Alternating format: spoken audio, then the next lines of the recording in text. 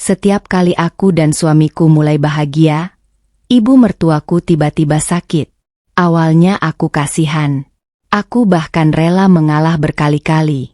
Tapi semuanya berubah saat aku mendengar sendiri ibu berkata sambil tertawa, "Kalau gak pura-pura sakit, anakku bakal lebih milih istrinya." Dan sejak malam itu, rumah tanggaku mulai hancur. Assalamualaikum warahmatullahi wabarakatuh. Semoga siapapun yang menekan tombol subscribe di channel ini, dilancarkan rezekinya, disehatkan badannya, dipanjangkan umurnya, dijauhkan dari kesedihan, dan semoga keluarganya selalu dipenuhi kebahagiaan serta ketenangan hati. Amin. Sebelum cerita dimulai, aku doakan semoga yang sedang bertahan dalam rumah tangga diberi kekuatan, yang sedang menangis diam-diam diberi ketenangan, dan yang sedang diuji oleh keluarga pasangan, semoga segera diberi jalan keluar terbaik. Amin. Tulis nama dan asal kota kalian di komentar ya. Dan jawab jujur. Kalau mertua terlalu ikut campur rumah tangga, kalian bakal tetap diam demi menghormati orang tua? Atau mulai tegas demi menyelamatkan pernikahan? Karena cerita ini bakal bikin emosi campur aduk. Setiap aku bahagia, ibu selalu sakit. Namaku Nadia. Kalau ada yang bertanya apa penyesalan terbesar dalam pernikahanku, mungkin jawabannya sederhana. Aku terlalu lama mengalah demi menjaga perasaan semua orang, sampai lupa menjaga diriku sendiri. Dulu aku menikah dengan cinta yang sangat besar. Aku benar-benar percaya Reza adalah laki-laki terbaik yang Tuhan kirimkan buatku. Dia lembut, pekerja keras, tidak kasar, dan yang paling membuatku jatuh cinta, dia sangat sayang pada ibunya. Dulu aku melihat itu sebagai nilai plus. Aku berpikir, kalau dia begitu baik sama ibunya, pasti nanti dia juga bakal jadi suami yang baik. Dan ya, awalnya semuanya memang terasa indah. Aku masih ingat jelas hari pertama setelah akad nikah kami. Aku duduk di mobil pengantin sambil memegang tangan Reza erat. Aku tersenyum terus sepanjang jalan sampai pipiku pegal sendiri. Rasanya bahagia sekali akhirnya menjadi istri laki-laki yang selama ini kucintai. Reza bahkan sempat mencium tanganku sambil berbisik pelan, "Makasih ya udah mau jadi pasangan hidup aku." Aku sampai menahan air mata haru waktu itu. Karena setelah sekian lama pacaran, akhirnya kami benar-benar sah. Dan jujur, saat itu aku pikir hidupku akan bahagia. Aku pikir rumah tangga kami akan penuh tawa, penuh cinta, penuh hal-hal sederhana yang hangat. Aku sama sekali tidak menyangka, orang yang perlahan menghancurkan kebahagiaan itu justru ibu mertuaku sendiri. Sebenarnya sejak awal aku sudah merasa ibu terlalu bergantung pada Reza. Setiap kami pergi pacaran dulu, ibu selalu menelepon. "Reza, ibu pusing. Reza, ibu gak bisa tidur. Reza, pulang cepet ya." Dan setiap kali itu terjadi, Reza pasti langsung panik. Aku yang awalnya sedang makan berdua dengannya harus mengalah. Aku yang sedang menikmati waktu pacaran harus pura-pura tersenyum saat dia buru-buru pulang. Dan bodohnya, aku selalu memaklumi. Karena aku pikir semua ibu memang seperti itu pada anak laki-lakinya. Aku bahkan pernah berkata pada Reza sambil tertawa kecil, "Mas, nanti kalau udah nikah jangan ditinggal-tinggal terus ya istrinya gara-gara ibu." Dan Reza langsung menjawab cepat, "Enggak lah, kan nanti ada kamu." Kalimat sederhana itu dulu berhasil membuatku tenang. Padahal sekarang kalau diingat, rasanya lucu sekali.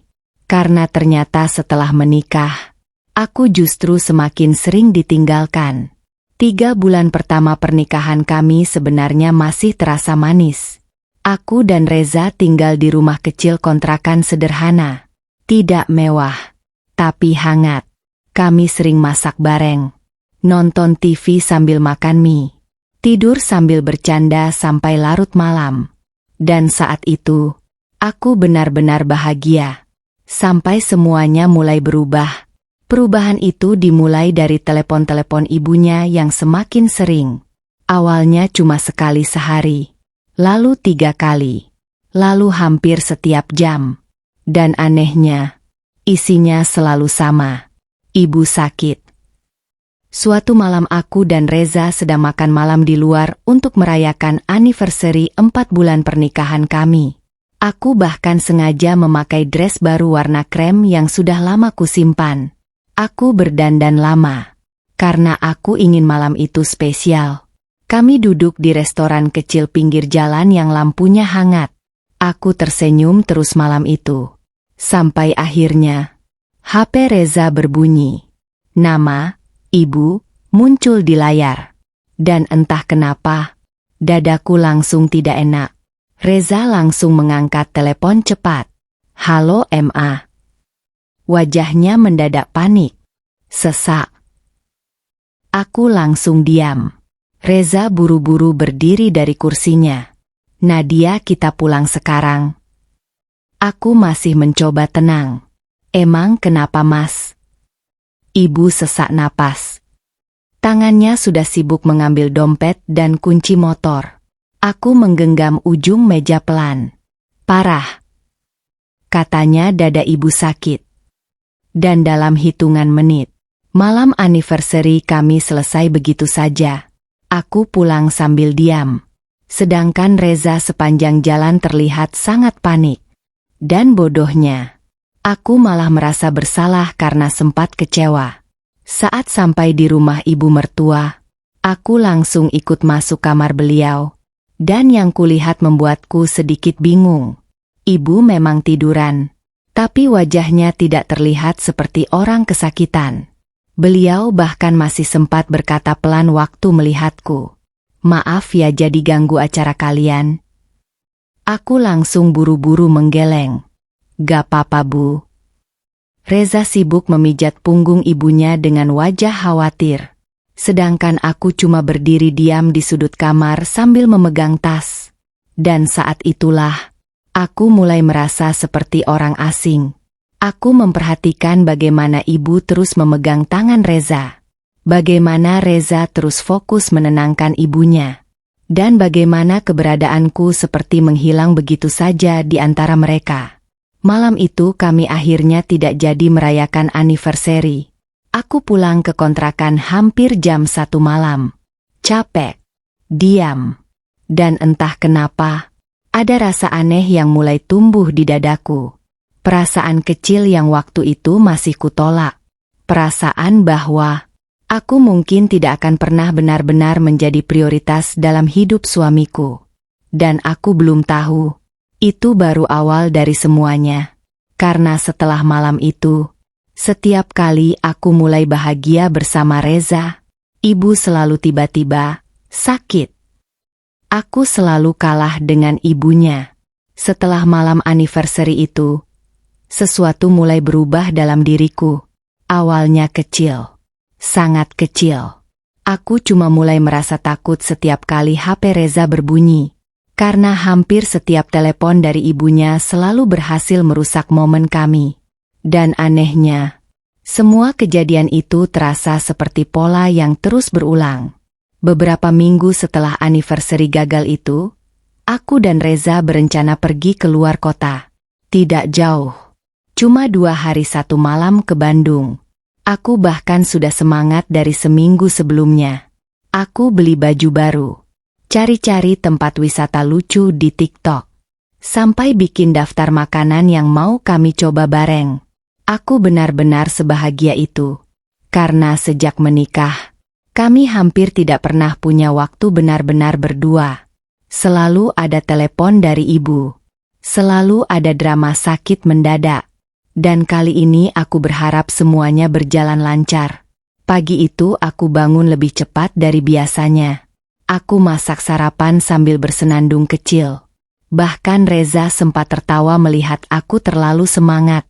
Lucu banget sih kamu. Aku langsung nyengir. Ya senanglah Mas. Akhirnya honeymoon juga walau telat. Reza tersenyum lalu mencium keningku. Dan sumpah, momen kecil seperti itu selalu berhasil membuatku percaya semuanya baik-baik saja. Padahal aku belum tahu, beberapa menit lagi semuanya akan hancur lagi. Saat kami baru selesai memasukkan koper ke mobil, HP Reza berbunyi. Dan detik melihat nama Ibu di layar, dadaku langsung turun. Entah kenapa firasatku selalu jelek kalau beliau menelepon. Reza langsung mengangkat. "Halo Ma." Wajahnya langsung berubah panik. "Apa?" Aku langsung membeku. Tanganku dingin. Reza berjalan mondar-mandir sambil memegang kepalanya. "Iya Ma." "Iya." "Reza kesana sekarang." Telepon ditutup. Dan suasana mendadak sunyi. Aku masih diam beberapa detik sebelum akhirnya bertanya pelan. "Ibu kenapa?" Reza terlihat tegang sekali. Katanya pingsan di kamar mandi. DG. Aku langsung lemas. Bukan karena tidak kasihan. Aku kasihan. Sangat. Tapi entah kenapa, jauh di dalam hati, aku mulai merasa ini terlalu sering terjadi. Dan rasa bersalah langsung muncul begitu aku berpikir seperti itu. Karena bagaimana mungkin aku curiga pada orang tua sendiri? Aku mencoba menenangkan diri. "Mungkin kita cek dulu ke sana ya?" Reza langsung mengangguk cepat. Dan lagi-lagi, perjalanan yang sudah kurencanakan lama langsung batal begitu saja. Saat sampai di rumah ibu, suasana terlihat sangat dramatis. Tetangga depan rumah sudah berkumpul. Ibu tiduran di sofa sambil memegang dahinya. Reza langsung panik. "Ma, gimana Ma?"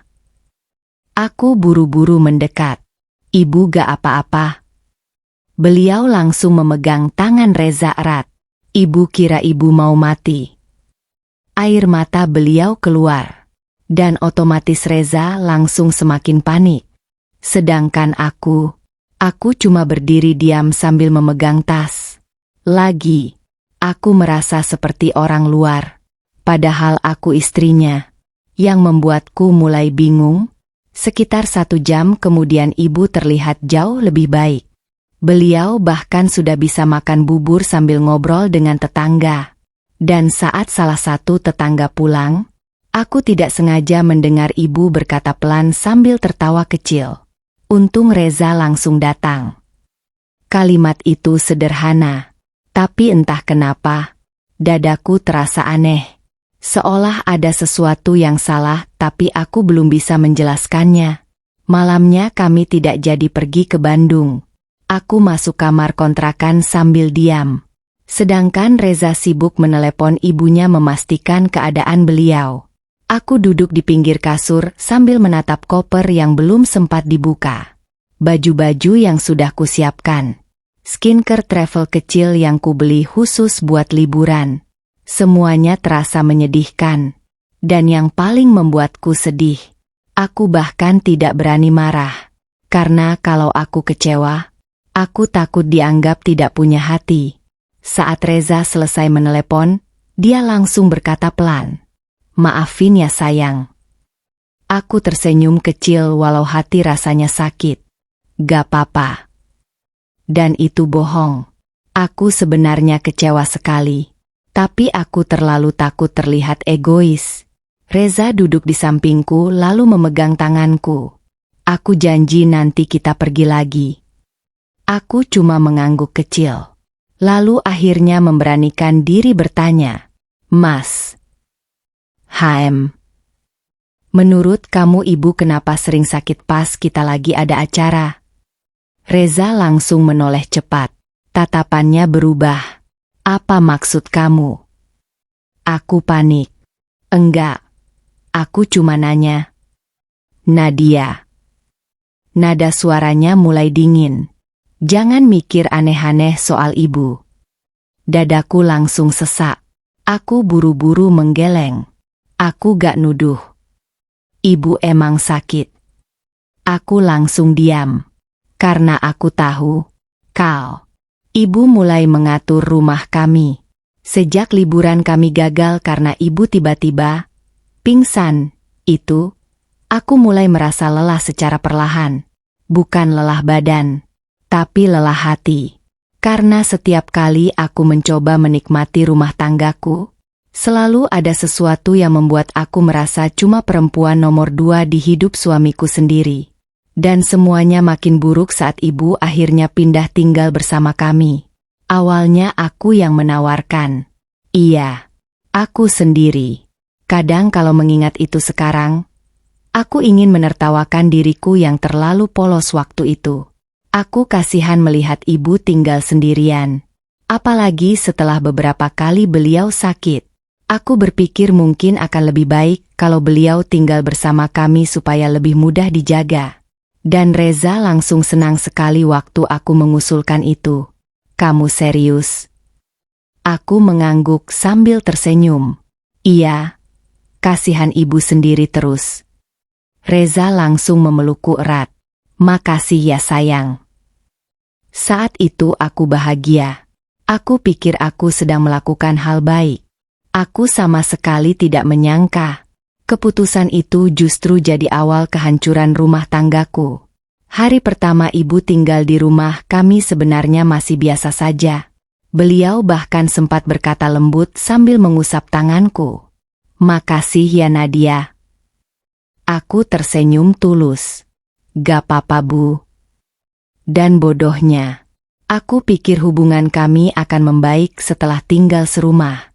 Ternyata aku salah besar. Karena perlahan-lahan, ibu mulai mengatur semuanya. Awalnya cuma hal kecil. Reza gak suka sayur terlalu asin. Nasi jangan terlalu lembek. Baju kerja Reza harus disetrika bagian kerahnya dulu. Aku masih berusaha santai. Aku menganggap itu cuma perhatian seorang ibu pada anak laki-lakinya. Tapi makin lama, komentarnya makin banyak. Dan makin menyakitkan. Suatu pagi aku memasak ayam kecap kesukaan Reza. Aku sengaja bangun lebih pagi supaya bisa masak sebelum dia berangkat kerja. Aku bahkan sempat senang waktu mencium aroma masakanku sendiri. Karena sudah lama aku tidak merasa seantusias itu memasak. Saat meja makan siap, Reza duduk sambil tersenyum kecil. Wah, enak nih kelihatannya. Hatiku langsung hangat. Tapi belum sempat dia makan, ibu tiba-tiba duduk di meja lalu mencicipi kuah ayamnya. Dan detik berikutnya, beliau langsung batuk keras. Uhuk, uhuk. Aku langsung panik. Bu, kenapa? Ibu memegang dadanya sambil pura-pura sesak. Keasinan. Aku langsung membeku. Padahal aku yakin rasanya normal. Reza langsung buru-buru berdiri mengambil air minum. Ibu gak apa-apa. Sedangkan aku cuma diam mematung di dekat meja makan. Dan yang paling menyakitkan, ibu menatapku sambil berkata pelan. Kalau masak buat suami tuh pakai hati. DG. Dadaku langsung panas. Aku benar-benar ingin menangis saat itu. Karena aku bangun pagi-pagi demi memasak. Tapi semua usahaku langsung. Aku mendengar ibu tertawa. Sejak ibu tinggal bersama kami, rumah yang dulu terasa hangat perlahan berubah jadi tempat yang membuatku sesak. Aku mulai takut melakukan kesalahan kecil. Takut masakanku kurang cocok. Takut cara bersih-bersihku salah. Takut duduk terlalu lama. Karena apapun yang kulakukan, selalu ada komentar dari ibu. Dan yang paling membuatku lelah, setiap kali ibu mulai mengeluh sakit, semua perhatian Reza langsung berpindah padanya. Aku seperti menghilang. Malam itu hujan deras sekali. Aku baru selesai membereskan dapur setelah makan malam. Tanganku masih basah saat terdengar suara batuk keras dari kamar ibu. Uhuk, uhuk. Aku langsung refleks menoleh. Belum sempat aku bergerak, Reza sudah lebih dulu berdiri dari sofa. Ibu kenapa? Dia langsung lari ke kamar ibunya dengan wajah panik. Sedangkan aku buru-buru menyusul dari belakang. Begitu masuk kamar, ibu terlihat memegang dada sambil bernapas berat. Sesak. Wajah Reza langsung pucat. Kita ke rumah sakit MA. Ibu buru-buru menggeleng lemah. Gak usah. Ibu cuma butuh ditemenin. Dan seperti biasa, malam itu semua langsung berubah. Film yang tadi kami tonton berhenti. Obrolan kami berhenti. Bahkan makan malam yang belum sempat kuhabiskan langsung terlupakan begitu saja. Aku berdiri di dekat pintu sambil melihat suamiku duduk di samping ranjang ibunya, memijat punggung beliau dengan penuh khawatir. Sedangkan aku cuma berdiri seperti orang asing. Sekitar 1 jam kemudian ibu mulai terlihat lebih baik. Napasnya normal lagi. Wajahnya juga tidak sepucat tadi. Aku akhirnya berkata pelan, "Bu, mau dibikinin teh hangat?" Ibu mengangguk kecil. Aku langsung ke dapur. Dan entah kenapa, saat menuang teh, air mataku tiba-tiba jatuh. Aku sendiri bingung kenapa jadi sesedih itu. Mungkin karena aku mulai merasa kalah. Kalah bahkan sebelum benar-benar diperjuangkan. Setelah teh selesai, aku berjalan pelan kembali ke kamar ibu. Tapi saat hampir sampai, langkahku langsung berhenti. Karena dari dalam kamar, aku mendengar suara tawa. Tawa ibu. Aku langsung membeku. Padahal beberapa menit lalu beliau mengaku sesak sampai hampir tidak bisa bernapas. Tanganku mulai dingin. Aku berdiri diam di depan pintu yang sedikit terbuka. Dan suara berikutnya benar-benar membuat bulu kuduku merinding. Iyalah. Ibu tertawa kecil di telepon. Kalau gak pura-pura sakit, anakku gak bakal nurut. DG. Tubuhku langsung lemas. Aku sampai harus memegang dinding supaya tidak jatuh. Napasaku tercekat. Aku tidak salah dengar. Beliau bilang, pura-pura sakit. Tanganku gemetar hebat. Aku mencoba berpikir mungkin aku salah paham. Mungkin ada konteks lain. Mungkin beliau bercanda. Tapi detik berikutnya, ibu kembali tertawa kecil. Kalau Reza terlalu lengket sama istrinya, nanti ibu sendirian. Air mataku langsung jatuh. Dadaku terasa sakit sekali. Jadi selama ini, semua sesak napas itu, semua tangisan itu, semua drama sakit mendadak itu, pura-pura, aku menutup mulut sendiri supaya tidak menangis keras. Karena jujur, saat itu aku merasa takut.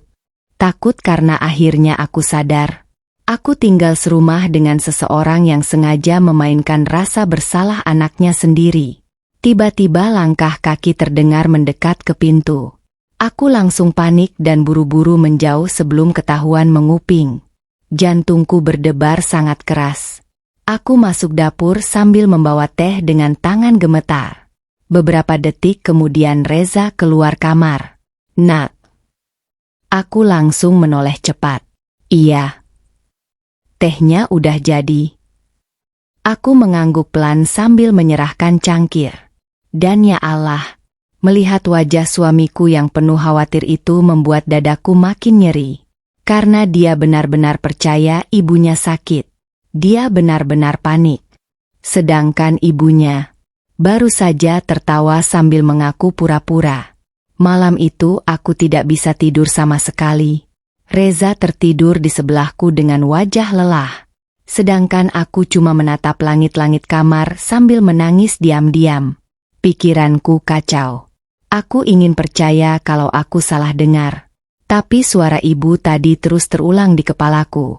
Kalau gak pura-pura sakit, anakku gak bakal nurut. Air mataku jatuh lagi. Dan untuk pertama kalinya sejak menikah, aku mulai curiga. Mungkin selama ini, ibu memang sengaja membuat dirinya terlihat sakit supaya Reza tidak pernah benar-benar lepas darinya. Dan kalau itu benar, berarti rumah tanggaku jauh lebih berbahaya dari yang kubayangkan. Aku mulai memperhatikan polanya. Setelah malam aku mendengar ibu tertawa sambil mengaku pura-pura sakit itu, Hidupku berubah. Aku mulai memperhatikan semuanya. Setiap gerakan, setiap keluhan, setiap waktu ibu mendadak sakit. Dan semakin ku perhatikan, semakin aku merinding sendiri. Karena semuanya benar-benar seperti pola yang sengaja diulang. Awalnya aku masih mencoba menyangkal. Aku terus bilang ke diriku sendiri, mungkin ibu cuma bercanda waktu itu. Mungkin aku salah dengar. Karena jujur, aku sendiri takut percaya kalau ada ibu yang tega memanipulasi anaknya sendiri. Tapi makin lama, buktinya terlalu banyak. Dan semuanya terlalu pas untuk disebut kebetulan. Suatu sore aku dan Reza sedang duduk berdua di ruang tamu. Itu momen langka sekali. Karena biasanya baru 5 menit ngobrol, ibu pasti memanggil. Hari itu Reza terlihat santai. Kami bahkan sempat bercanda soal nama anak kalau nanti punya bayi. Aku tertawa sampai pipiku sakit. Dan ya Allah, aku benar-benar merindukan momen sederhana seperti itu. Sampai tiba-tiba, Reza. Suara ibu terdengar lemah dari kamar. Senyum di wajah Reza langsung hilang. Iya Ma. Dada ibu sakit. DG. Aku langsung diam. Dan anehnya, rasa sedihku mulai berubah jadi curiga. Karena semuanya selalu terjadi tepat saat kami sedang dekat. Reza langsung buru-buru berdiri. Sedangkan aku hanya memperhatikan dari sofa. Dan yang membuatku makin tidak tenang. Beberapa menit sebelum memanggil Reza, ibu sebenarnya masih terlihat sehat. Bahkan tadi beliau sempat tertawa nonton sinetron sambil makan kerupuk. Tapi sekarang, beliau kembali terlihat lemas. Malamnya saat aku sedang mencuci piring, aku mendengar suara ibu tertawa lagi di kamar sambil menelepon. Pelan memang, tapi cukup terdengar. Sedangkan di ruang tengah, Reza terlihat capek memijit kaki ibunya. Dadaku langsung terasa aneh. Aku mulai sadar satu hal. Setiap ibu sakit, yang paling panik bukan ibu, tapi suamiku. Dan mungkin itulah yang sebenarnya beliau inginkan. Hari berikutnya aku sengaja mencoba sesuatu. Aku mengajak Reza makan malam keluar. Mas, udah lama kita gak jalan berdua. Reza langsung tersenyum kecil. Ya udah nanti malamnya. Aku senang sekali. Aku bahkan mulai berdandan lebih awal. Tapi tepat saat aku selesai memakai lipstik, terdengar suara benda jatuh dari kamar ibu. Bra, Reza langsung lari panik. Ma. Aku ikut menyusul. Dan lagi-lagi, ibu duduk di lantai sambil memegang kepala. Ibu pusing. Tanganku langsung dingin. Karena ini terlalu pas. Terlalu mirip. Terlalu sering. Dan yang paling membuatku lelah, aku selalu jadi perempuan jahat kalau terlihat kecewa. Malam itu kami lagi-lagi batal pergi. Aku duduk sendiri di dapur sambil membuka makeup perlahan. Lipstikku kuhapus pelan-pelan di depan wastafel. Dan entah kenapa, air mataku ikut jatuh bersama kapas pembersih itu. Aku capek. Sumpah aku capek sekali. Bukan capek menghadapi ibu. Tapi capek harus terus pura-pura mengerti. Capek harus terus mengalah. Capek harus terus terlihat sabar supaya tidak dianggap istri durhaka. Saat aku sedang menangis pelan di dapur, Reza masuk. Nat. Aku buru-buru menghapus air mata. Jangan ngambek ya. Aku langsung tertawa kecil pahit. Lucu ya. Perempuan yang terus kecewa sering dianggap cuma ngambek. Aku menatap suamiku pelan. Mas. Kamu pernah gak sih ngerasa? Aku ragu beberapa detik. Ibu sakitnya selalu pas kita lagi bahagia. Wajah Reza langsung berubah. Tatapannya tajam. Nadia. Nada suaranya dingin sekali. Aku gak suka kamu ngomong begitu. Dadaku langsung sesak. Aku cuma nanya. Ibu itu orang tua aku. Aku tahu. Jadi jangan mikir yang aneh-aneh. Aku langsung diam. Karena lagi-lagi, aku kalah. Selalu begitu. Kalau soal ibunya, aku tidak pernah punya ruang untuk bicara. Malam itu aku rebahan sambil memunggungi Reza. Mataku terbuka lebar menatap tembok gelap. Sedangkan pikiranku penuh. Dan untuk pertama kalinya, aku mulai merasa takut. Takut kalau suatu hari nanti, aku benar-benar kehilangan suamiku bukan karena perempuan lain, tapi karena ibunya sendiri tidak rela melepaskan anak laki-lakinya. Aku dituduh menantu durhaka. Setelah aku mulai curiga ibu pura-pura sakit, hidupku terasa makin tidak tenang. Aku jadi sering memperhatikan beliau diam-diam. Dan semakin kuperhatikan, semakin banyak hal yang terasa janggal. Kalau ada tetangga datang, ibu bisa tertawa keras sambil cerita panjang. Kalau sedang video call dengan saudara, suaranya terdengar sehat sekali. Tapi anehnya, begitu Reza mulai duduk dekat denganku, ibu langsung berubah lemas. Dan semua perhatian suamiku langsung pindah lagi. Malam itu aku benar-benar sudah tidak kuat memendam semuanya sendiri. Aku dan Reza sedang di kamar. Dia sibuk bermain HP sambil rebahan. Sedangkan aku duduk di depan meja rias sambil melepas skincare pelan-pelan. Aku melihat pantulan wajahku sendiri di cermin. Kurus. Mata cekung. Dan entah kenapa, aku hampir tidak mengenali diriku sendiri. Padahal baru beberapa bulan menikah. Tapi rasanya aku sudah capek seperti bertahun-tahun hidup dalam tekanan. Aku menarik napas panjang. Lalu akhirnya memberanikan diri bicara. Mas. HM. Boleh aku ngomong jujur?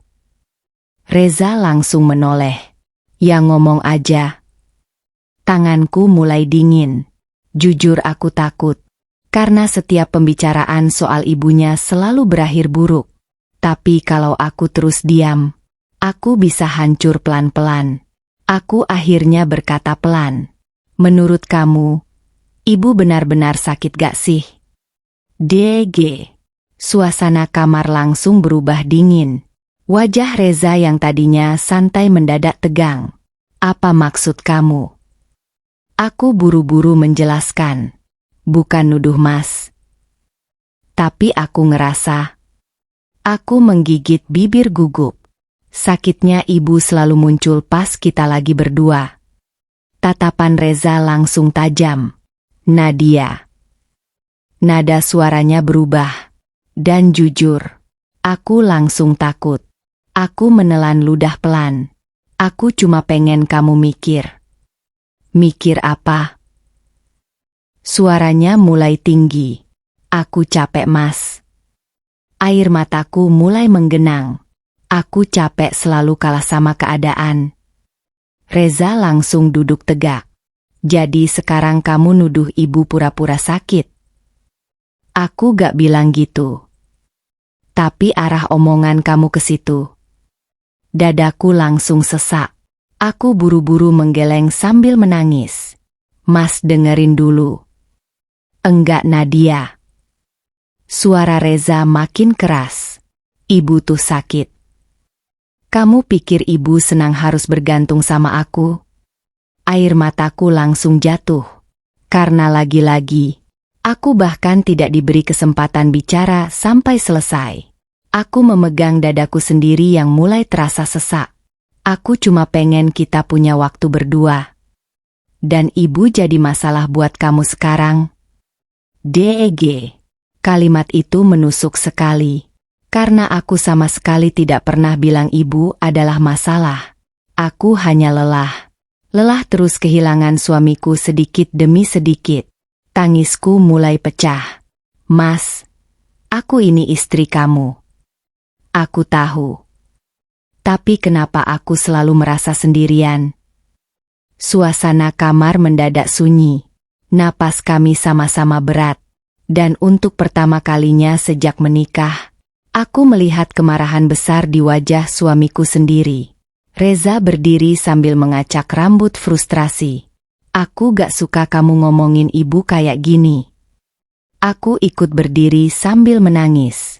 Aku juga gak suka terus dianggap gak penting di rumah ini.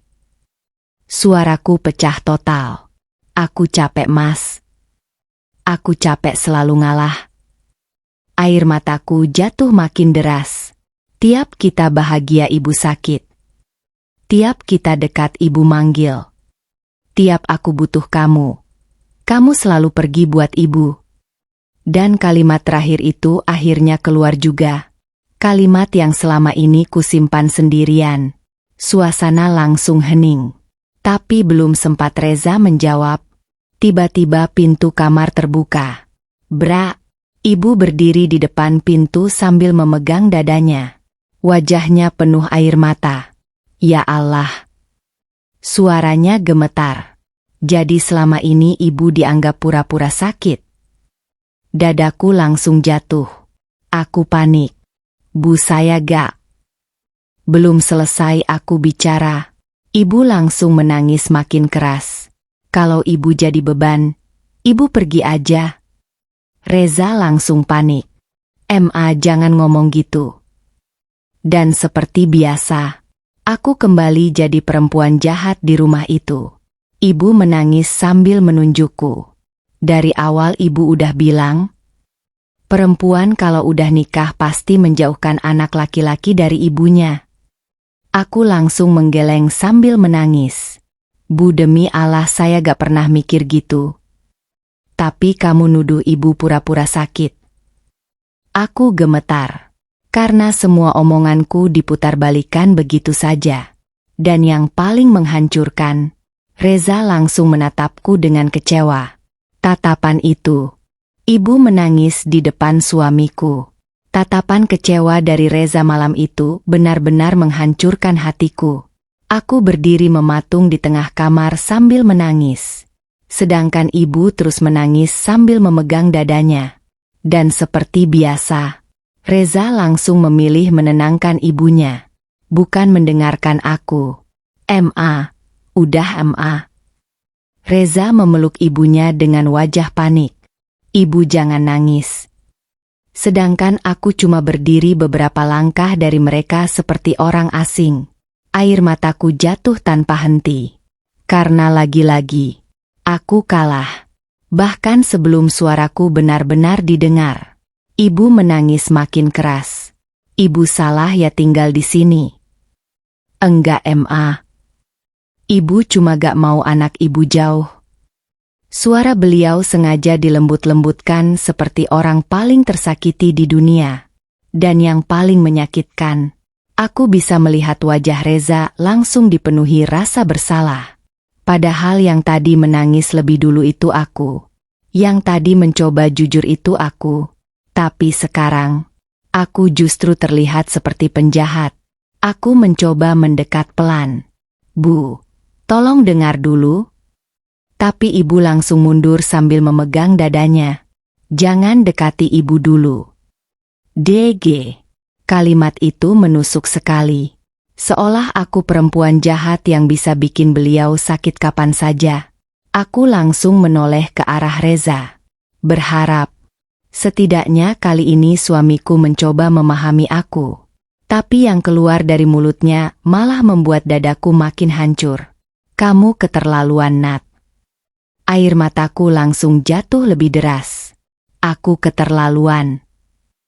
Ibu udah tua. Suaranya dingin sekali. Harusnya kamu ngerti kondisi ibu. Aku langsung tertawa kecil sambil menangis. Lucu ya.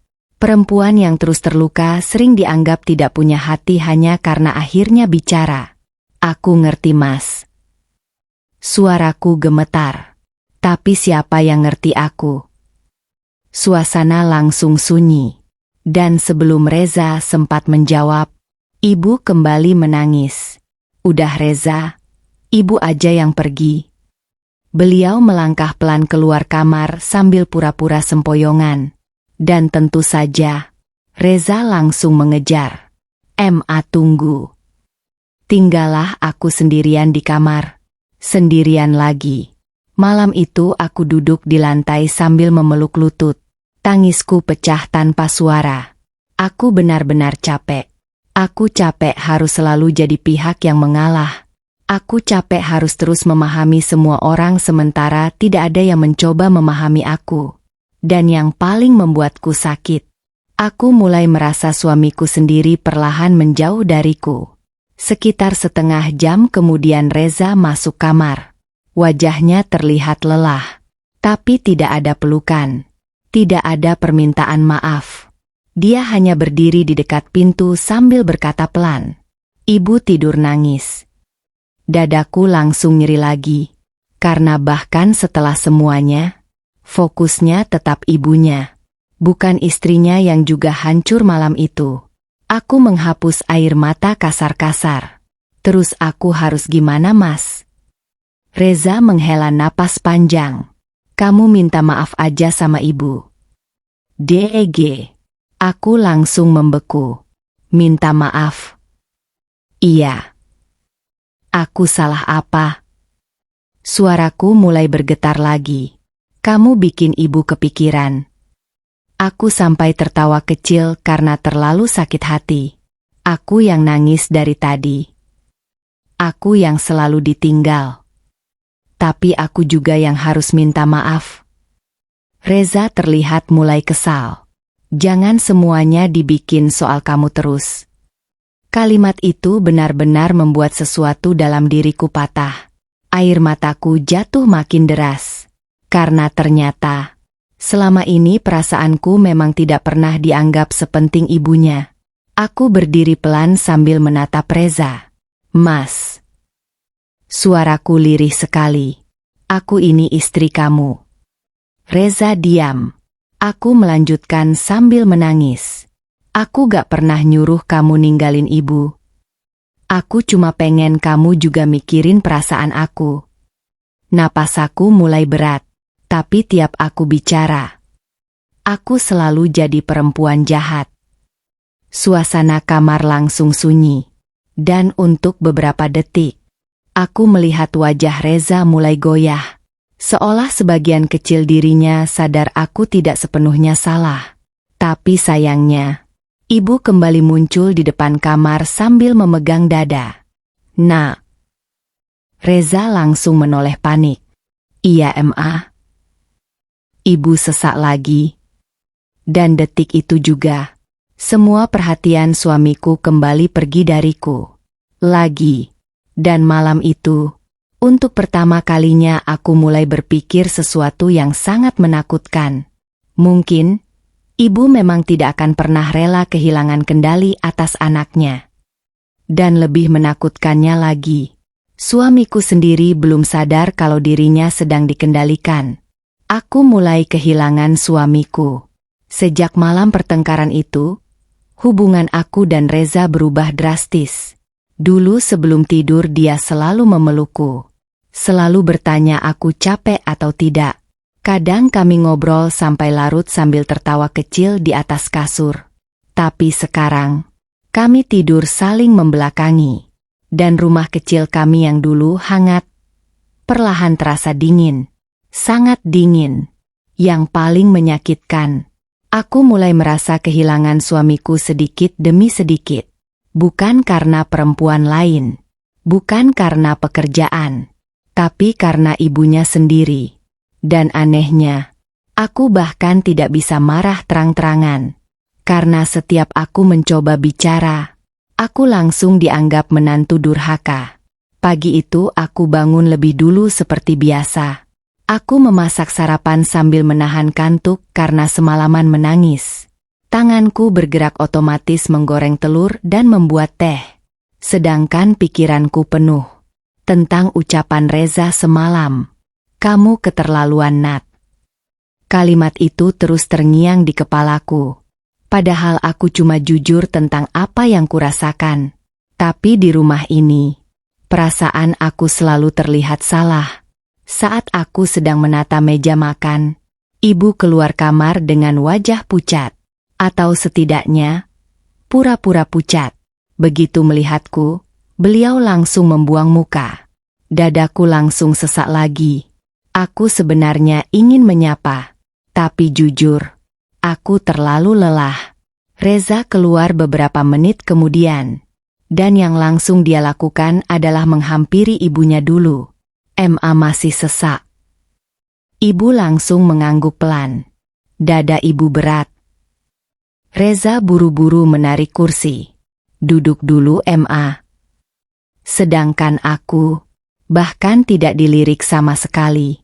Aku berdiri di dekat meja makan sambil memegang spatula erat-erat.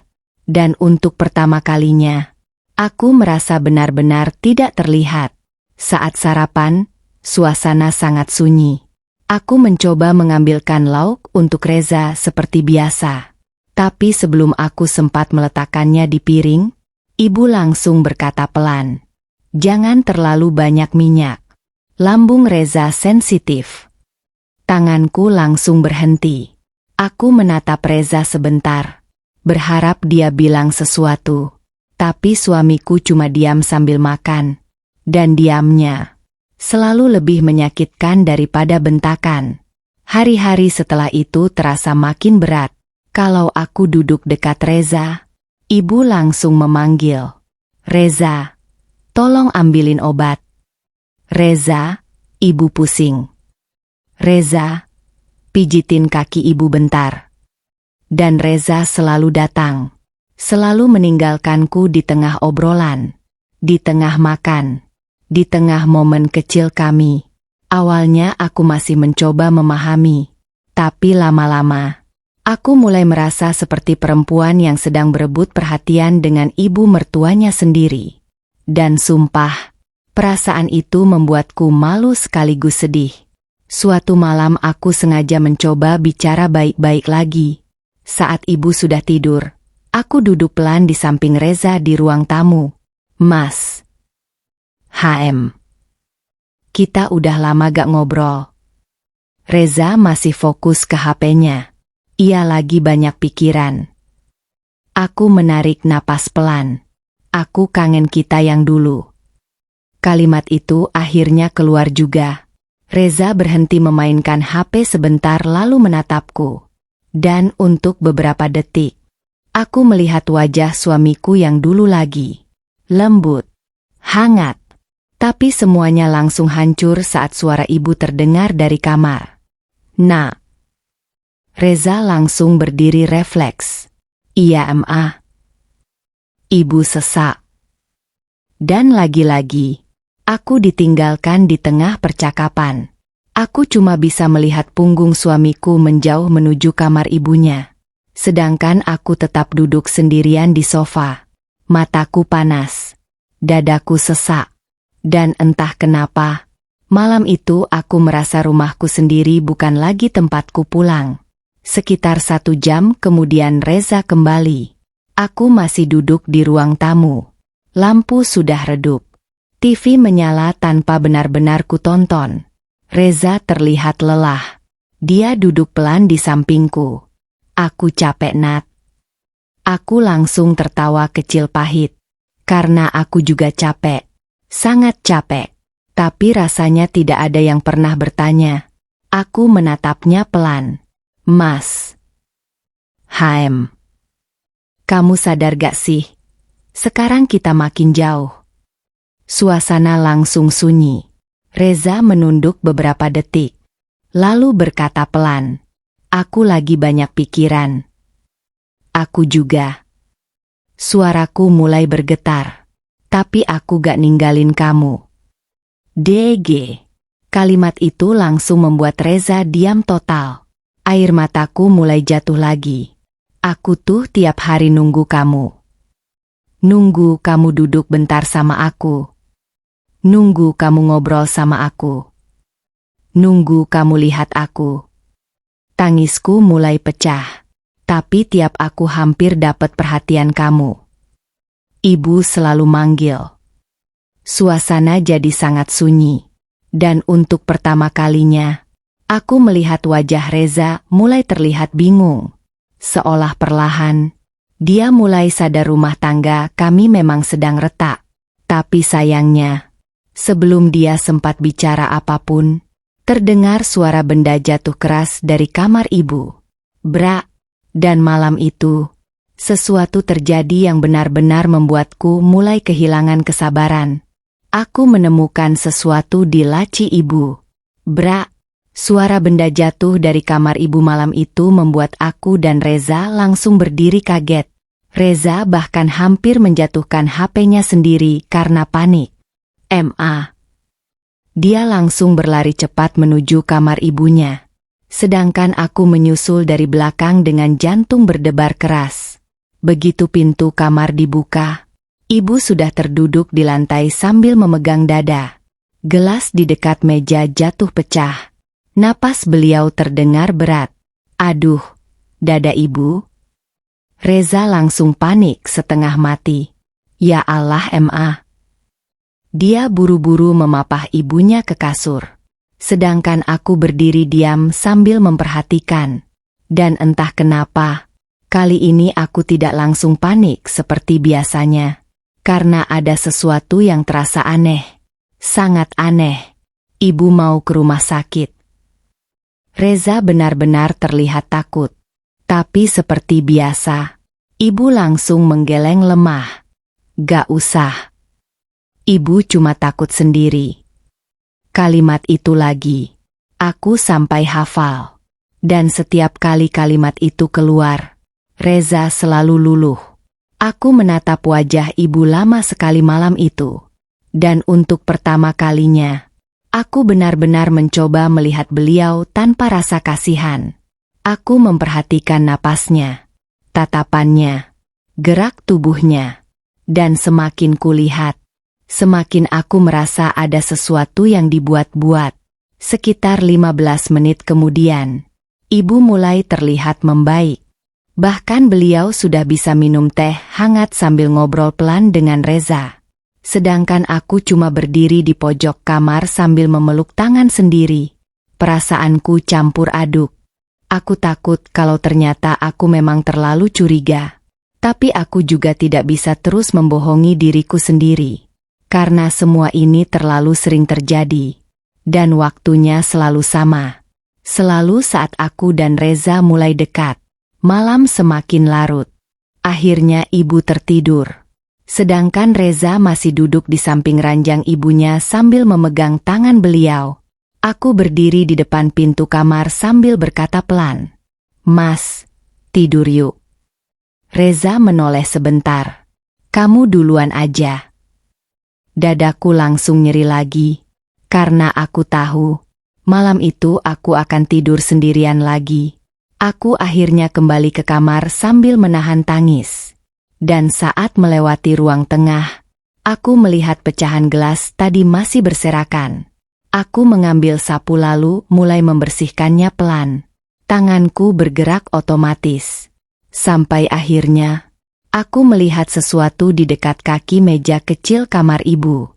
Botol obat. Aku memungutnya perlahan. Dan saat melihat labelnya, keningku langsung berkerut. Tanggal kedaluarsanya sudah lewat hampir 2 tahun. DG. Dadaku langsung berdebar keras. Aku buru-buru melihat botol lain di dekat laci. Sama. Kedaluarsa juga. Tanganku mulai dingin. Aku langsung menoleh ke arah kamar ibu. Sunyi. Reza masih di dalam. Dan entah kenapa, rasa penasaranku tiba-tiba muncul sangat kuat. Aku tahu mungkin ini salah. Tapi malam itu, aku memberanikan diri membuka laci meja kecil di ruang tengah dekat kamar ibu. Pelan-pelan, tanganku gemetar. Dan detik laci itu terbuka, napasaku langsung tercekat. Isinya penuh obat. Sangat banyak. Obat lambung. Obat jantung. Obat darah tinggi. Obat sesak. Tapi saat aku mengambil satu persatu, semua tanggalnya lama. Ada yang kedaluarsa 1 tahun, 2 tahun, bahkan 3 tahun. Aku langsung duduk pelan di lantai. Kepalaku terasa pusing. Kalau ibu benar-benar rutin sakit, kenapa obatnya tidak diminum? Kenapa semuanya dibiarkan menumpuk begitu saja? Tanganku mulai gemetar hebat. Dan saat itulah, aku menemukan sesuatu yang membuat darahku langsung dingin. Di bawah tumpukan obat, ada beberapa surat hasil cek rumah sakit. Aku membacanya cepat. Dan isi hasil pemeriksaan itu membuat mataku membesar. Pasien dalam kondisi sehat. Tidak ditemukan gangguan serius. Keluhan diduga dipengaruhi kecemasan berlebih. DG.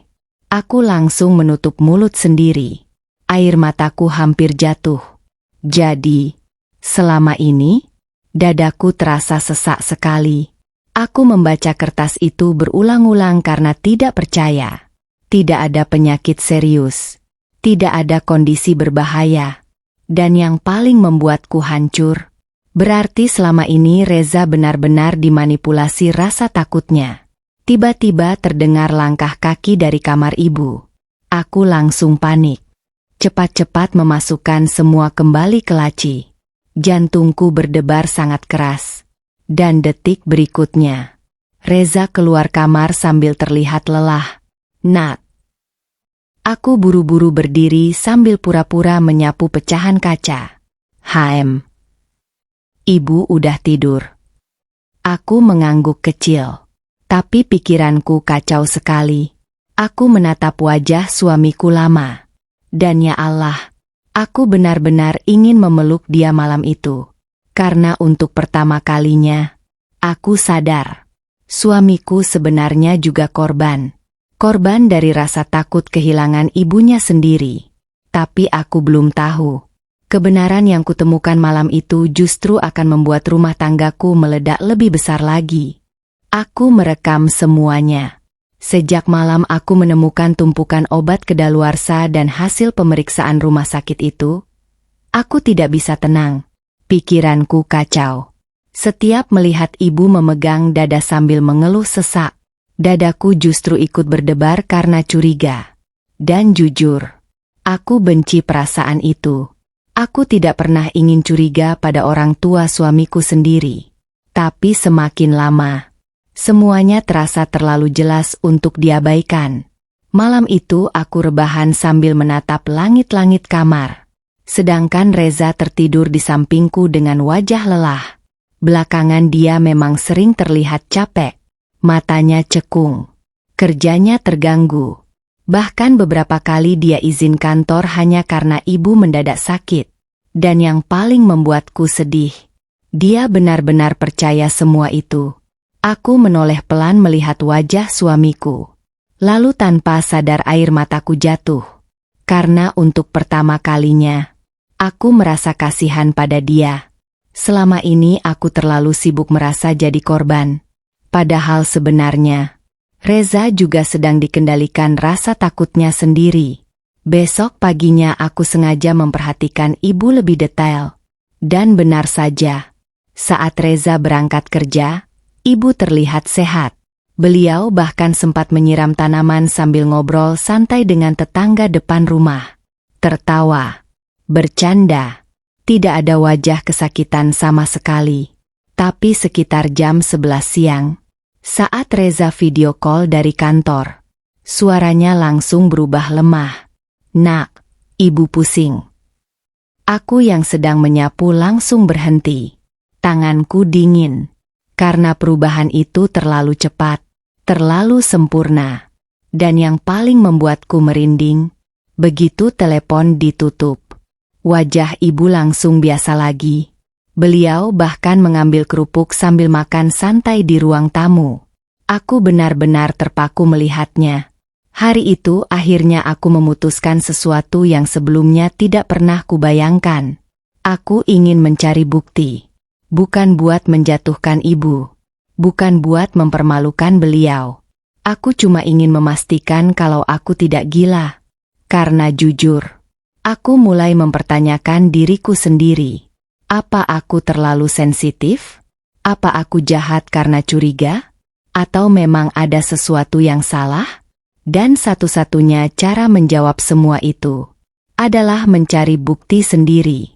Kesempatan itu datang 3 hari kemudian. Siang itu ibu sedang duduk di teras bersama Bu Lina, Tetangga depan rumah.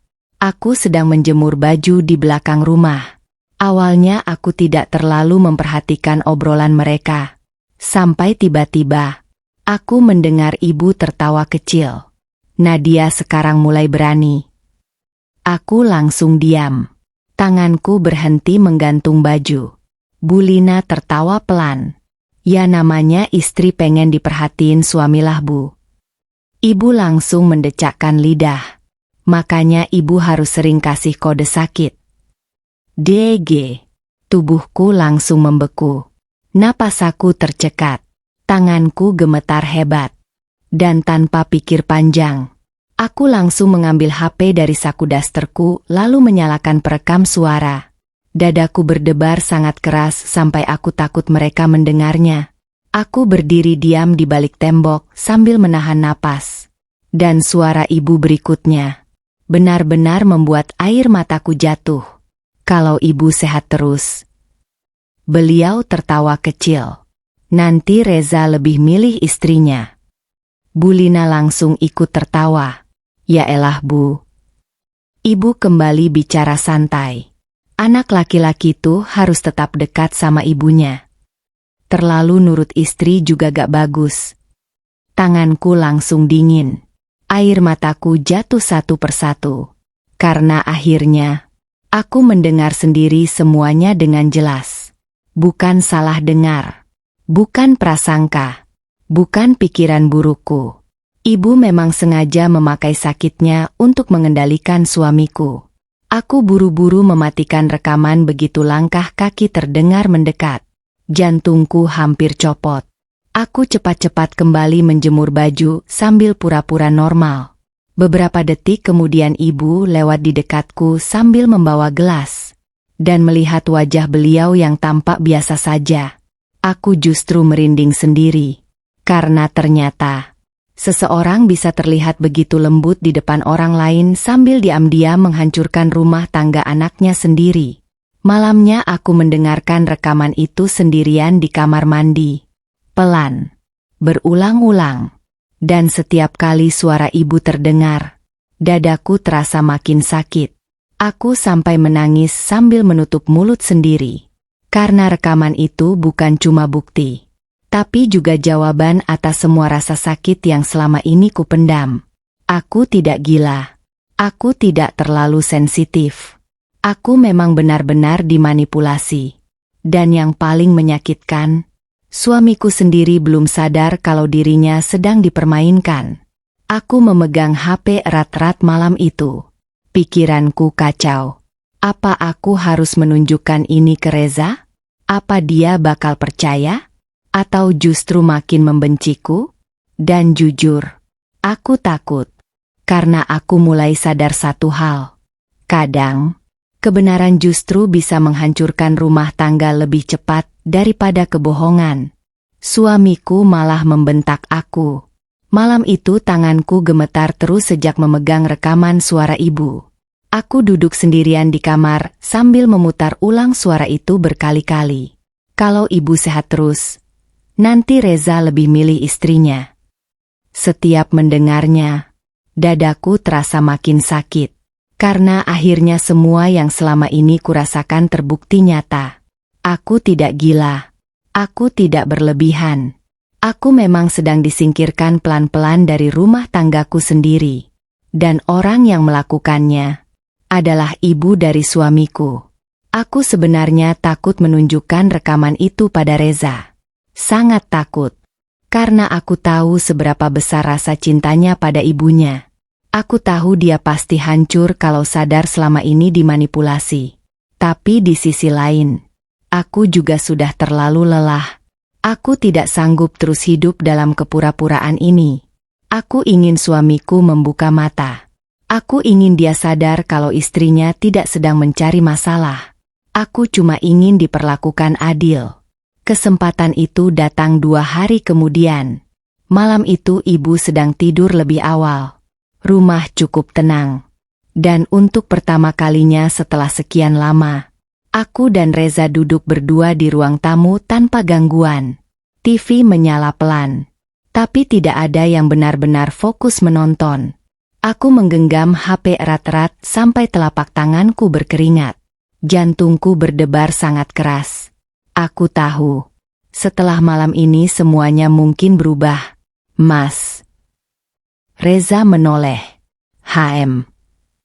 Aku mau nunjukin sesuatu. Wajahnya terlihat bingung. Apa? Aku menelan ludah pelan, lalu membuka rekaman itu. Beberapa detik awal cuma suara angin dan obrolan pelan. Sampai akhirnya, suara ibu terdengar jelas. Makanya ibu harus sering kasih kode sakit. Reza langsung membeku. Matanya fokus ke HP di tanganku. Dan saat suara berikutnya terdengar, wajah suamiku perlahan berubah.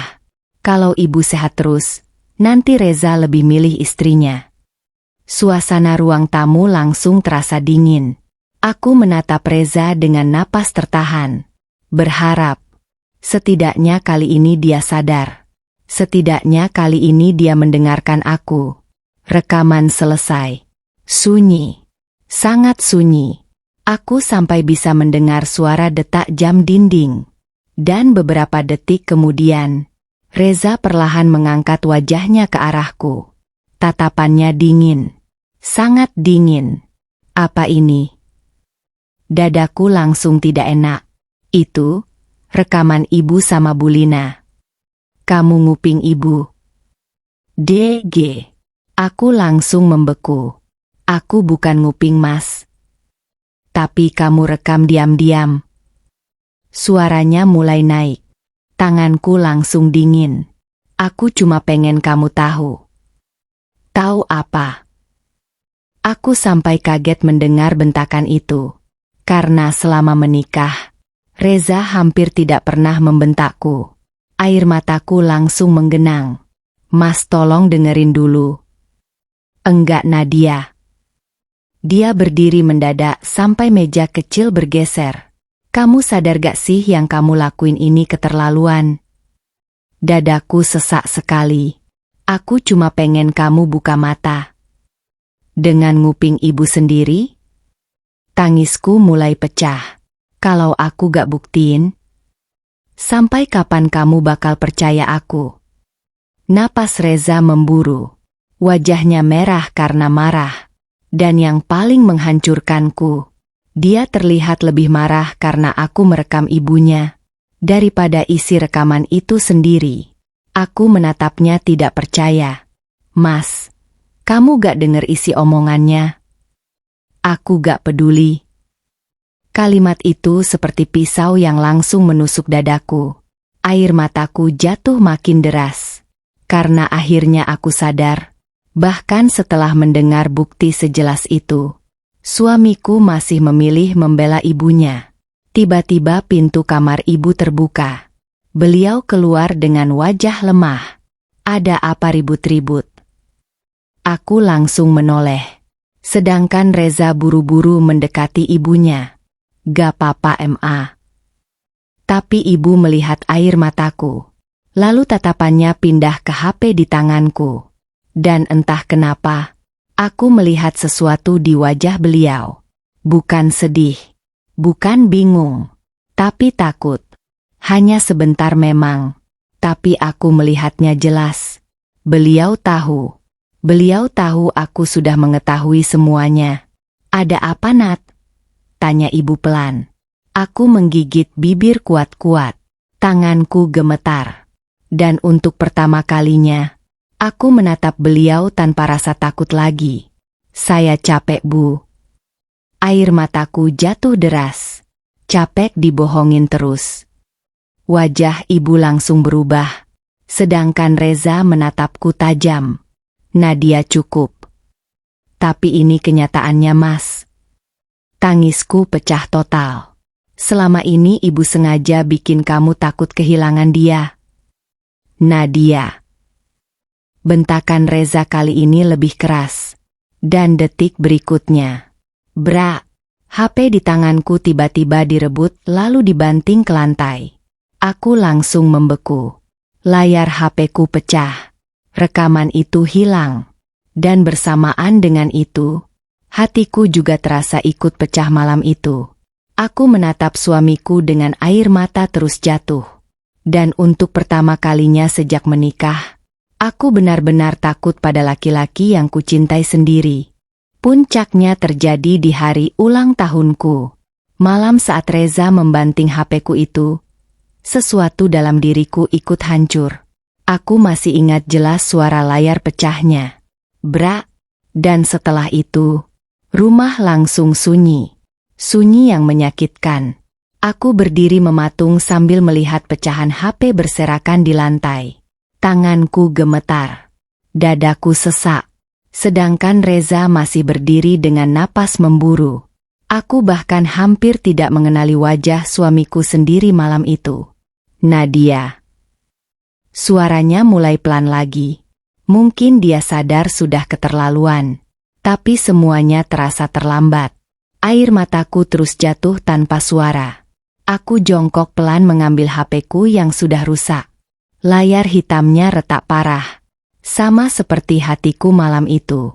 Dan yang paling menyakitkan, bukan HP yang rusak, tapi kenyataan bahwa suamiku lebih memilih menghancurkan bukti daripada menerima kenyataan tentang ibunya sendiri.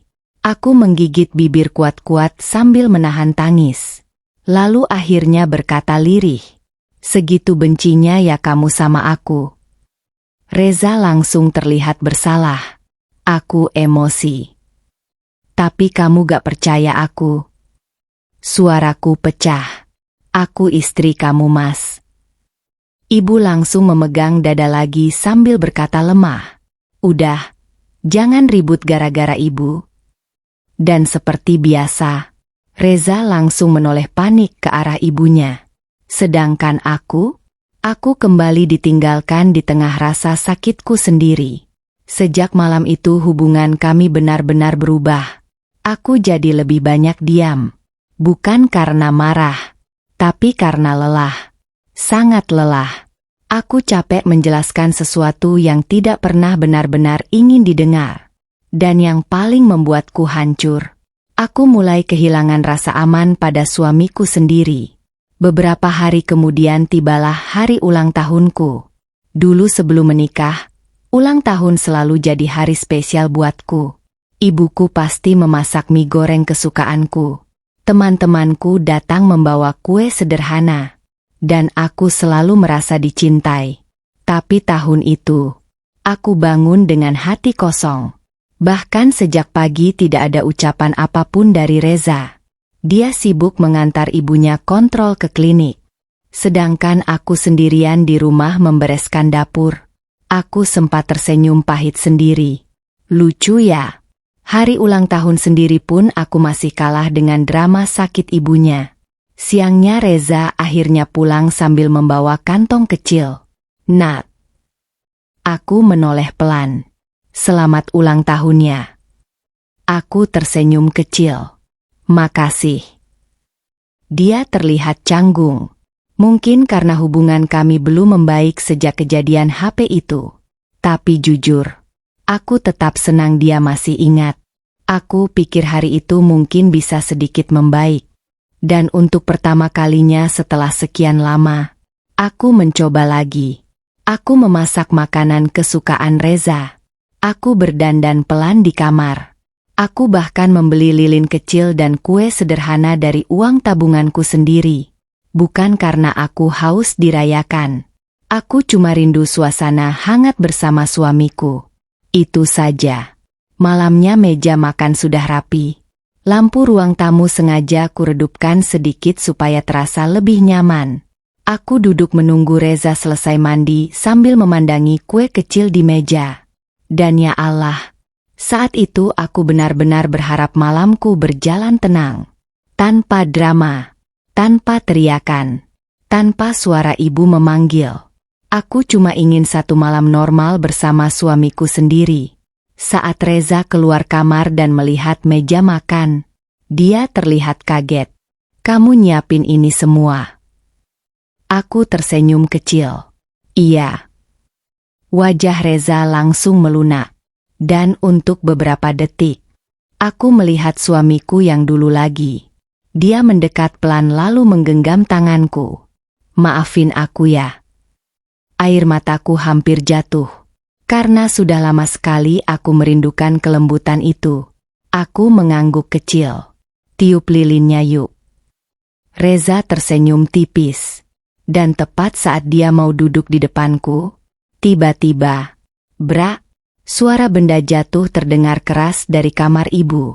Aku langsung memejamkan mata. Jantungku berdebar keras. Tidak, tolong jangan malam ini. Tolong. Tapi detik berikutnya suara ibu terdengar berteriak lemah. Reza. Dan seperti refleks, suamiku langsung berdiri. Ibu. Aku langsung menatapnya cepat. Mas. Suaraku lirih sekali. Tapi Reza sudah berlari ke kamar ibunya. Dan aku, lagi-lagi ditinggalkan. Sendirian. Di depan kue ulang tahunku sendiri.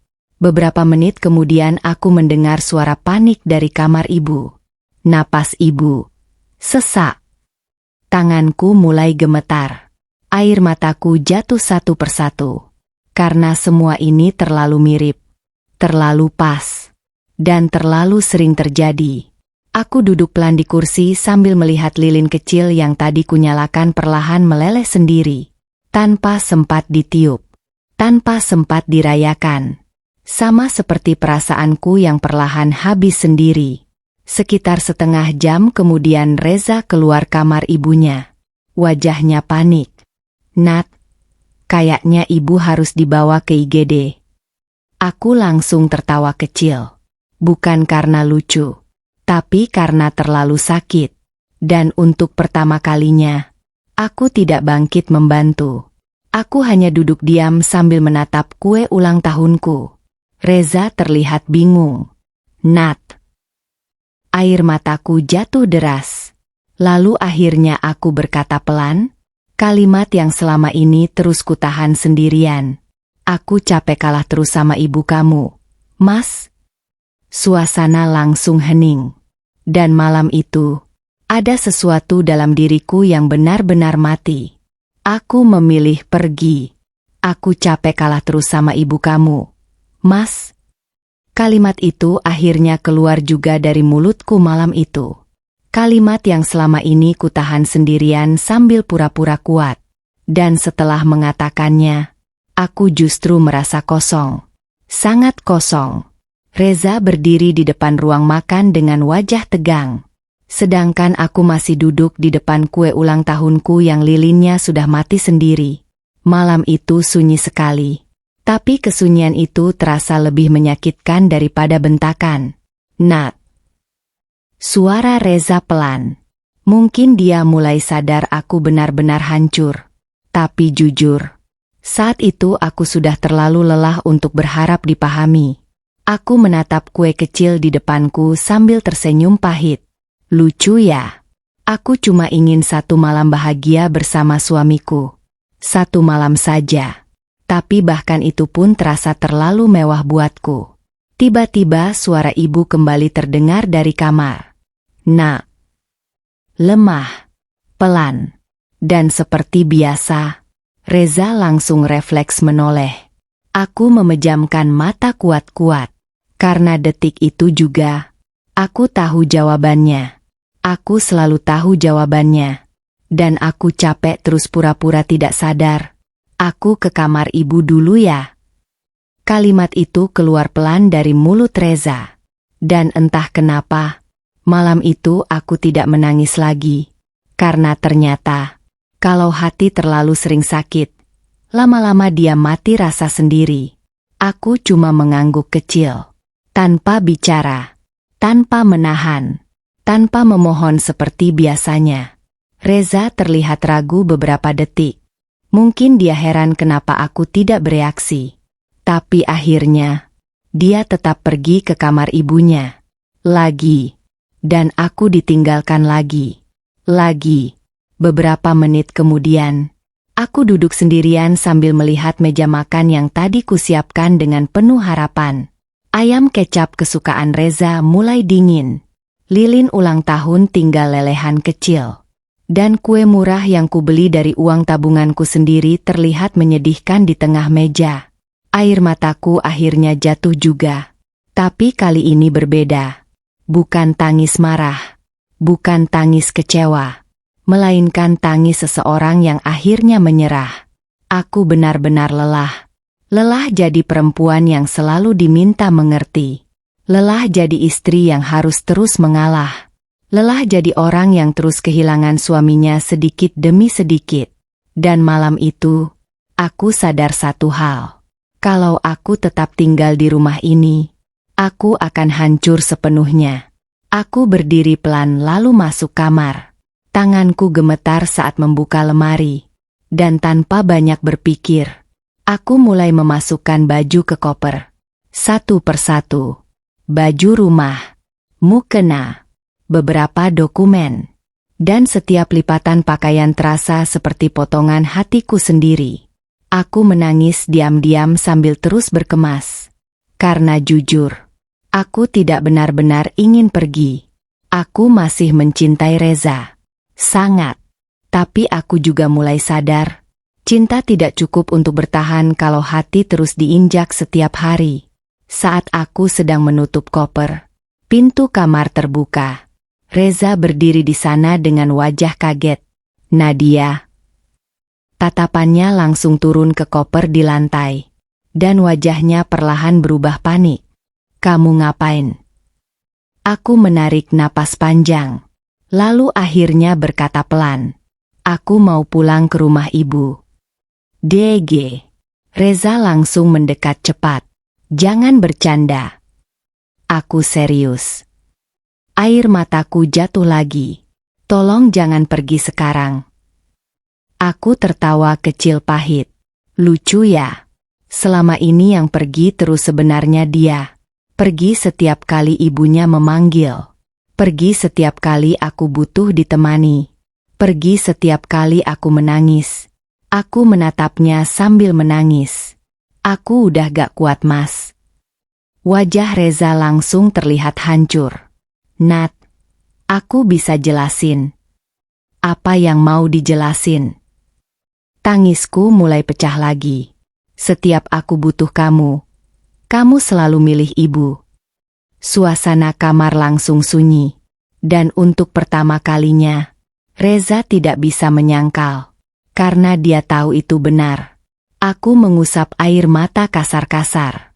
Aku capek jadi orang ketiga di rumah tangga sendiri. Kalimat itu langsung membuat wajah Reza berubah. Matanya mulai merah. Dia mendekat lalu memegang tanganku erat. Aku sayang kamu. Air mataku makin deras. Kalau sayang. Suaraku bergetar hebat. Kenapa aku selalu sendirian? Reza langsung diam total. Dan keheningan itu adalah jawaban yang paling menyakitkan. Tiba-tiba suara ibu terdengar lagi dari kamar. Nak. Tanganku langsung lemas. Sedangkan Reza refleks menoleh. Dan detik itulah, aku benar-benar sadar. Bahkan di momen rumah tangganya hampir hancur, suamiku masih otomatis memilih ibunya dulu. Aku perlahan melepaskan tangan Reza. Lalu menutup koperku pelan. Klik. Suara kecil itu terasa seperti akhir dari semua kesabaranku. Aku pergi dulu, Mas. Dan malam itu, aku keluar dari rumah sambil membawa koper. Dan hati yang benar-benar remuk. Kebenaran akhirnya terbongkar. Malam aku pergi dari rumah itu, hujan turun deras. Aku duduk di kursi belakang mobil online sambil memeluk tasku erat. Tangisku tidak berhenti sejak keluar dari rumah. Sopir mobil beberapa kali melirik lewat kaca depan. Mungkin bingung melihat penumpangnya menangis seperti habis kehilangan segalanya. Dan memang benar. Malam itu, aku merasa rumah tanggaku benar-benar hancur. Sepanjang perjalanan ke rumah ibu kandungku, HP-ku terus bergetar. Nama Reza muncul berkali-kali. Angkat dong. Kita ngobrol baik-baik. Jangan pergi kayak gini. Tapi aku tidak sanggup membalas. Karena untuk pertama kalinya sejak menikah, aku benar-benar kehabisan tenaga. Aku terlalu lelah menangis, terlalu lelah mengalah, dan terlalu lelah berharap dipilih oleh suamiku sendiri. Saat sampai di rumah ibu, aku langsung dipeluk begitu pintu dibuka. "Nadia?" Aku menangis keras di pelukan ibu seperti anak kecil. Dan jujur, sudah lama sekali aku tidak merasa seaman itu. Ibuku panik mengusap punggungku. "Ya Allah, Nak, ada apa?" Aku tidak langsung bisa menjawab. Karena kalau aku mulai cerita, aku takut aku benar-benar hancur malam itu. Aku cuma berkata sambil sesenggukan, "Aku capek, Bu." Dan kalimat itu langsung membuat mata ibuku berkaca-kaca. Hari-hari setelah aku pergi terasa sangat aneh. Sunyi. Tapi tenang. Tidak ada suara ibu mertua memanggil-manggil. Tidak ada drama sesak napas.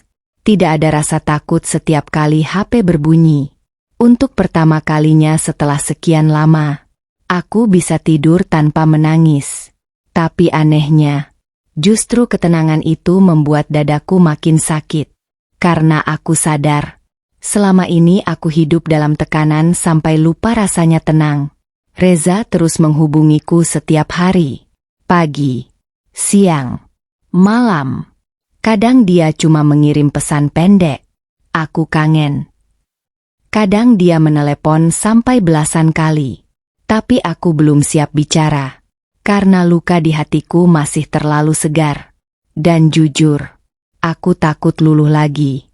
Seminggu setelah aku pergi, sesuatu akhirnya terjadi. Sore itu aku sedang membantu ibuku melipat baju di ruang tengah saat HP-ku berbunyi. Nama yang muncul membuat jantungku langsung berdebar. "Reza." Aku sempat ragu. Tapi akhirnya kuangkat pelan. "Halo." Dan yang langsung kudengar, tangisan. "Nat."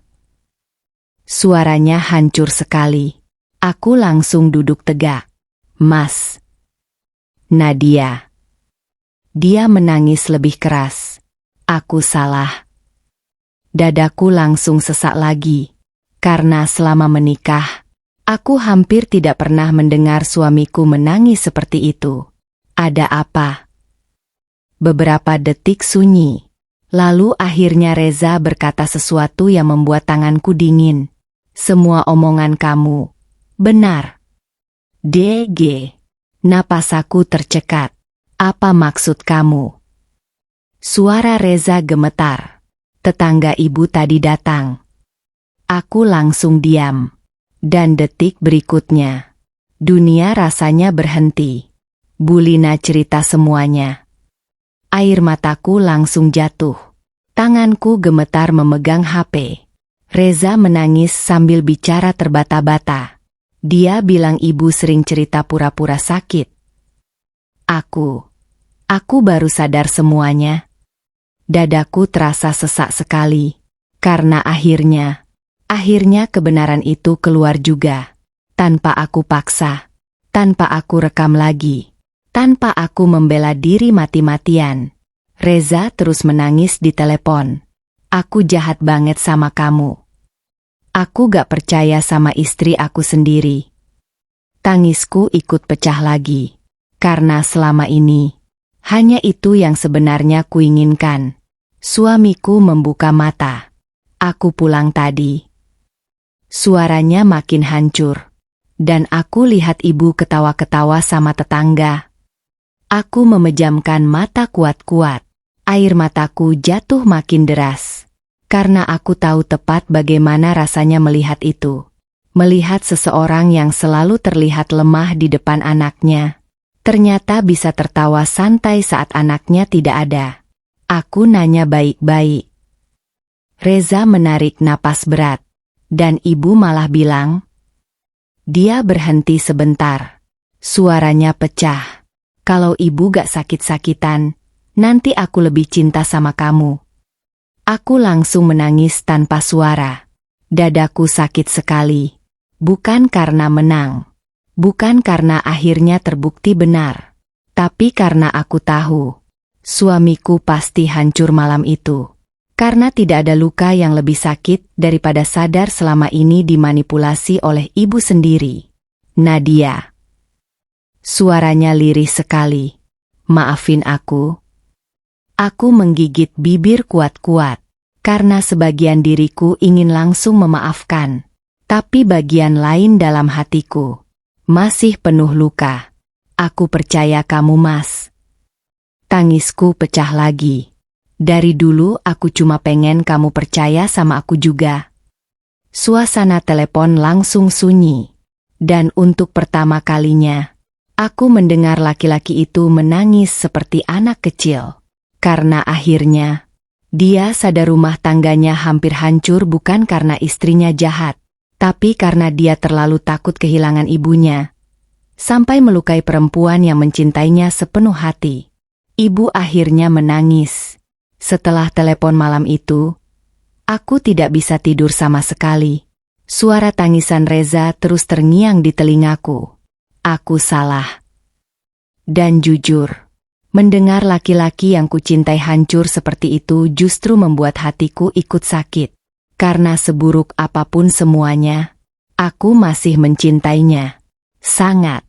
Pagi harinya aku duduk sendirian di teras rumah ibu sambil menatap jalan kosong. Udara masih dingin. Tapi pikiranku jauh lebih dingin lagi. Aku terus mengingat semua kejadian selama beberapa bulan terakhir. Tentang ibu yang selalu mendadak sakit. Tentang Reza yang selalu meninggalkanku. Tentang ulang tahunku yang hancur. Tentang HP-ku yang dibanting. Dan yang paling menyakitkan, tentang bagaimana aku terus dianggap perempuan jahat hanya karena ingin dicintai dengan normal. Air mataku jatuh lagi. Kadang aku bingung, kenapa perempuan yang paling banyak diam justru sering jadi yang paling terluka? Sekitar jam 10 pagi, terdengar suara mobil berhenti di depan rumah. Aku awalnya tidak terlalu peduli. Sampai ibu kandungku keluar kamar sambil berkata pelan, "Nadia." Aku menoleh. Kayaknya mertua kamu datang. DG. Jantungku langsung berdebar keras. Tanganku dingin seketika. Dan entah kenapa, tubuhku langsung tegang hanya karena mendengar itu. Trauma itu ternyata masih ada. Beberapa detik kemudian pintu rumah terbuka. Dan aku langsung melihat Reza masuk sambil memapah ibunya.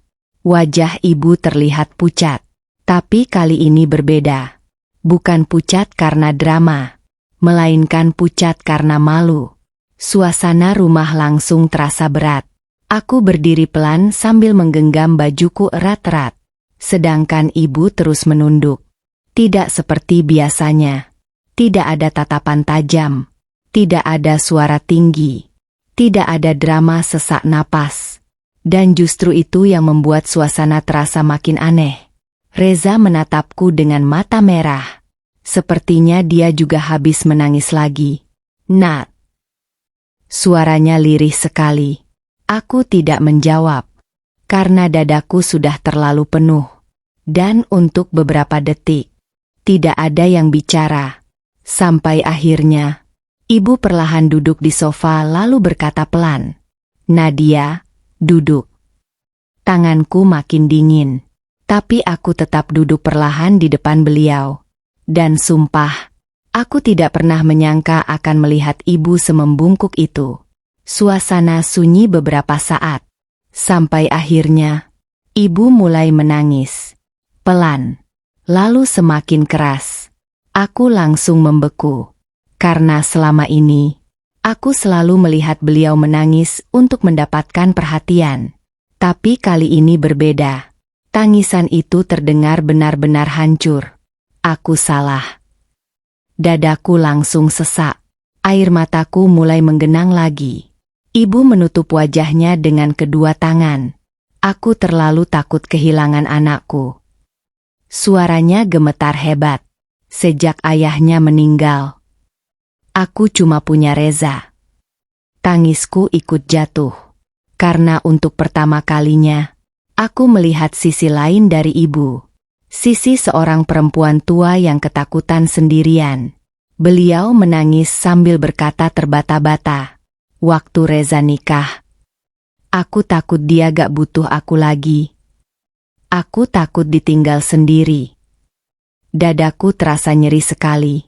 Karena ternyata, di balik semua manipulasi itu memang ada ketakutan besar yang dipendam. Tapi sayangnya, ketakutan itu melukai terlalu banyak orang. Aku sengaja sakit-sakitan. Ibu menangis makin keras.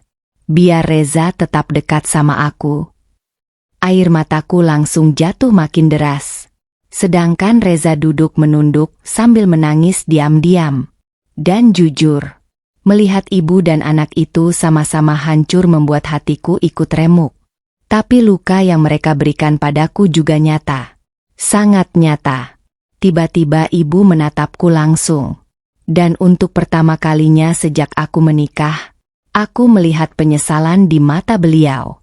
Nadia. Suaranya kecil sekali. Maafin ibu. Tangisku pecah saat itu juga. Karena ya Allah, aku menunggu kata itu begitu lama. Sangat lama. Aku menggigit bibir kuat-kuat sambil menangis. Saya cuma pengen dianggap keluarga, Bu. Kalimat itu keluar begitu saja dari mulutku. Kalimat yang selama ini kupendam sendirian. Dan detik mendengarnya, ibu langsung menangis lebih keras. Aku jahat sama kamu. Aku langsung menggeleng sambil ikut menangis. Karena sejujurnya, aku tidak pernah benar-benar membenci beliau. Aku hanya lelah disakiti terus-menerus. Tiba-tiba Reza mendekat lalu berlutut di depanku. Dan sumpah, aku langsung kaget melihatnya. Dia menggenggam tanganku erat sambil menangis. Aku mohon jangan tinggalin aku. Dadaku langsung bergetar hebat. Karena laki-laki yang selama ini keras membela ibunya, sekarang menangis di depanku seperti kehilangan segalanya. Aku bodoh. Aku terlalu takut kehilangan ibu. Sampai aku nyakitin istri aku sendiri. Air mataku terus jatuh tanpa berhenti. Karena akhirnya suamiku benar-benar sadar. Tapi saat itu, aku juga sadar satu hal penting. Kalau aku kembali, semuanya tidak bisa lagi seperti dulu. Akhir yang membuatku ikhlas. Kalau aku kembali, semuanya tidak bisa lagi seperti dulu. Kesadaran itu terus berputar di kepalaku setelah ibu dan Reza menangis di depanku hari itu. Rumah terasa sunyi.